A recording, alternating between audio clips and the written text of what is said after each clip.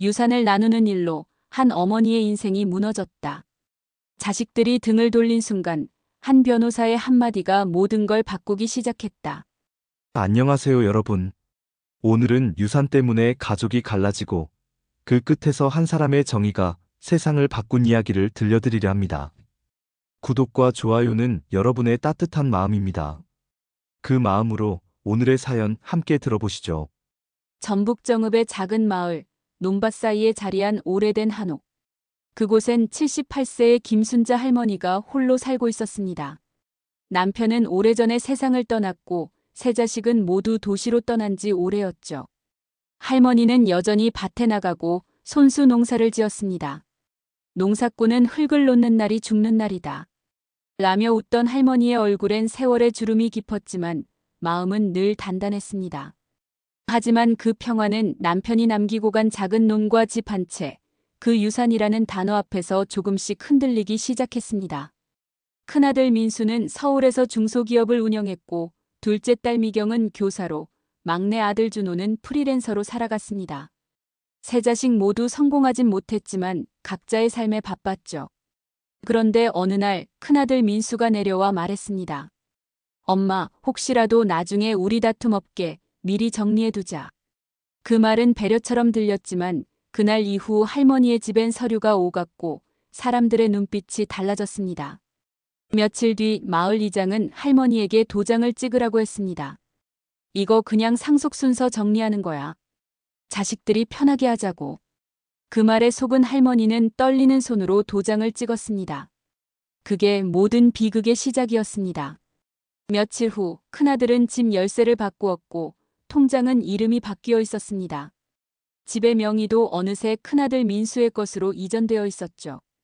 할머니가 항의하자 아들 민수는 차갑게 말했습니다. 엄마, 이제 편히 요양원 가서 쉬세요. 다 엄마 위해서예요. 그날 이후 할머니는 아무 말 없이 요양원으로 옮겨졌습니다. 손에는 낡은 수건 하나, 사진 한 장뿐이었습니다. 요양원 방 한켠에서 할머니는 매일같이 흙냄새가 나는 고향을 그리며 눈을 감곤 했습니다. 하지만 그 눈빛엔 이해할 수 없는 배신의 슬픔이 깃들어 있었습니다. 그러던 어느 날 요양원 상담실 문을 열고 한 여성이 들어왔습니다. 그녀의 이름은 유나. 30대 중반의 젊은 변호사였습니다. 그녀는 무료 법률 상담 봉사를 위해 왔다가 할머니의 떨리는 손끝을 보았습니다. 할머니, 무슨 일 있으세요? 그 말 한마디에 할머니는 그제야 참았던 눈물을 흘렸습니다. 유나는 조용히 할머니의 이야기를 들었습니다. 그리고 한 장의 서류를 받아보곤 얼굴이 굳었습니다. 이건 위조 서류예요. 도장도 복사된 겁니다. 유나는 즉시 법적 절차를 준비했습니다. 하지만 상대는 혈육. 민수와 미경, 준호 모두 엄마가 치매라 기억을 못하는 거다라며 서류의 정당성을 주장했습니다. 할머니는 자식들의 얼굴을 볼 때마다 가슴이 미어졌습니다. 내가 낳은 자식들인데 어쩌다 일이 됐을까. 유나는 포기하지 않았습니다. 요양원 CCTV, 마을 이장, 은행 기록, 모든 걸 뒤졌습니다.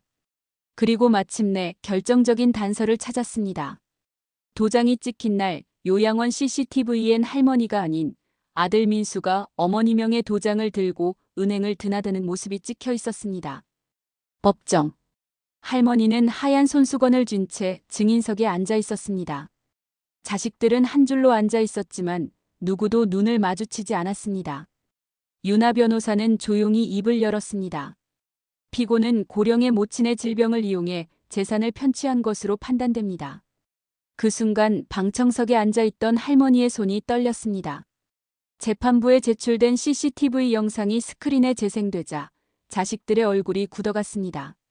민수는 그제야 고개를 떨궜고 미경은 흐느끼기 시작했습니다. 막내 준호는 입술을 깨물며 중얼거렸습니다. 엄마 미안해. 판사는 냉정하게 말했습니다. 모든 재산을 원상복귀하고 피고인 민수에게는 집행유예 2년을 선고합니다. 그 말이 떨어지는 순간 할머니의 눈에서 눈물이 흘렀습니다. 그건 슬픔도 분노도 아닌 마침내 마음을 놓을 수 있는 눈물이었습니다. 재판이 끝난 뒤 유나는 할머니의 곁을 지켰습니다. 할머니는 조용히 말했습니다. 고맙소. 당신이 아니었으면 난 세상에 잊혀졌을 거요. 유나는 고개를 숙이며 대답했습니다. 할머니, 이제는 할머니가 이 세상에 남긴 진실이 자식들에게 제일 큰 유산이 될 거예요. 그 후 김순자 할머니는 다시 고향집으로 돌아왔습니다. 흙길을 걸으며 마당 한켠에 핀 코스모스를 바라보던 할머니는 미소를 지었습니다. 민수는 한동안 연락을 끊었지만 미경과 준호는 자주 찾아왔습니다. 세 사람의 식탁에는 어색한 침묵이 흐르지만 예전엔 없던 진심이 있었습니다. 유나는 그날의 사건을 자신의 기록으로 남겼습니다.